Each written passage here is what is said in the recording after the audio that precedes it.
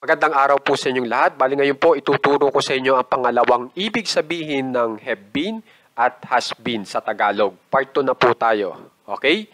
So magbigay na po agad ako ng halimbawa. Ako ay matagal ng isang vlogger. Simula pa noong huling magkita tayo. Kapag in English po yan, yung ako ay, yung ay matagal ng have been. Yung isang vlogger, a vlogger o a vlogger. Tapos itong simula pa noong, since. Tapos itong huling magkita tayo, we last met. Pagsama-samahin lang po natin. I have been a vlogger since we last met. Okay po? Sumunod, subukan po natin itong ikaw bilang you. Ikaw ay matagal ng isang mekaniko. Simula pa noong nakaraang taon.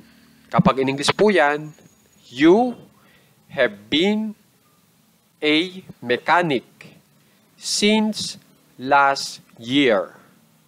Okay po? Sumunod, subukan naman po natin itong tayo o kami na kapag in English po ay we. Subukan ko po itong tayo. Tayo ay matagal ng mga manlalaro. Simula pa noong 2024. Kapag in English po yan, we have been players since 2024. Okay po? Ngayon, subukan naman po natin itong sila bilang they. Sila ay matagal ng mga musikero. Simula pa noong bagong taon. They have been musicians since New Year. Okay po? Ngayon naman po, gamitin naman po natin itong he o she. Okay? Pero, ang gagamitin na po natin ay has been. Kasi yan po yung tamang pang-partner sa he o she. Kasi dito po sa I, sa you, sa we, sa they, ang tamang kapartner po niyan ay itong have been. So, yan yung mga dapat yung tandaan. Okay? So, subukan ko pong yung tutukuyin ko po sa salitang siya ay lalaki. So, ang gagamitin ko ay he. Pero kung ang gusto nyo po ay babae, she po ang gamitin nyo. Okay? So, subukan natin itong he. Siya ay matagal ng isang artista. Simula pa noong graduation. Okay? English po natin. He has been an artist since graduation. Okay po? Ngayon, subukan naman po natin ay pangalan na partikular na isa lang ang bilang. At ito po yon, si Mario. Okay, so tandaan nyo, pag ang pangalan po ay partikular tapos isa lang ang bilang, katulad po nitong Mario, has been ang gagamitin nyo. Pero kung Mario and Luigi, dalawang pangalan na partikular ang ginamit nyo, have been ang gagamitin nyo po. Okay? Si Mario ay matagal ng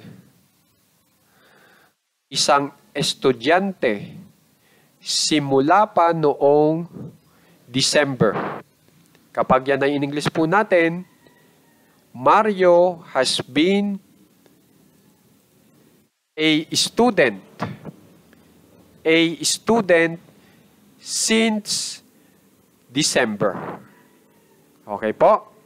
So, ang itinuturo ko sa inyo dito ay itong have been na may panibagong ibig sabihin.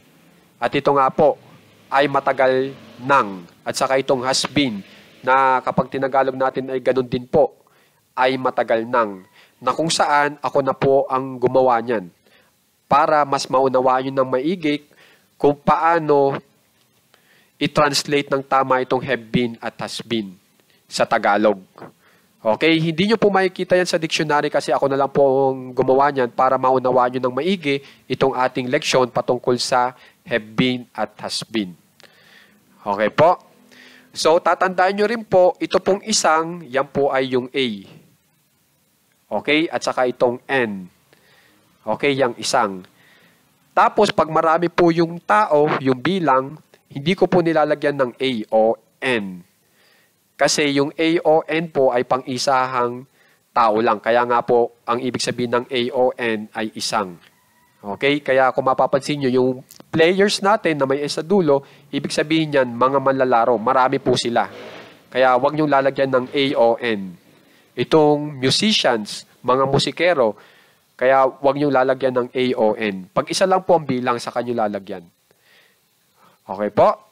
So, yan po yung mga dapat nyong tandaan sa paggamit ng have been at has been sa Tagalog sa part 2 po natin na leksyon.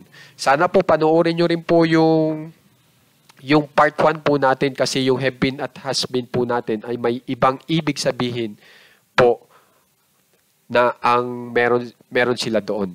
Okay po?